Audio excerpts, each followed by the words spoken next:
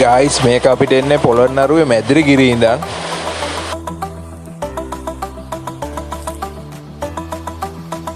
Customer අපිට කිව්වේ මේකේ ඉන්ටර්නෙට් යනකොට සමහර වෙලාවට ස්ලෝ වෙනවා, සමහර වෙලාවට කෝල් ගන්න බෑ කියලා. හැබැයි මේක හොඳට 4G 3G 2G ඒ නෙට්වර්ක් හොඳට ෆුල් තිබ්බා.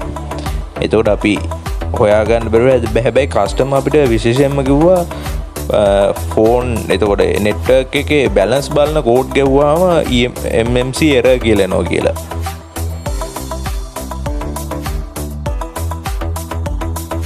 එක තැනක වෝල්ටේජ් මදි බවක් පෙනුණා.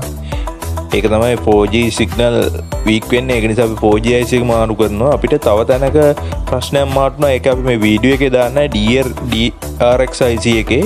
ඒක අපි ඒකත් රිපෙයාර් කරා. ඊට පස්සේ අපිට ගානට ෆෝන් එක ඔරිජිනල් තත්ත්වෙටම ගන්න පුළුවන් වුණා.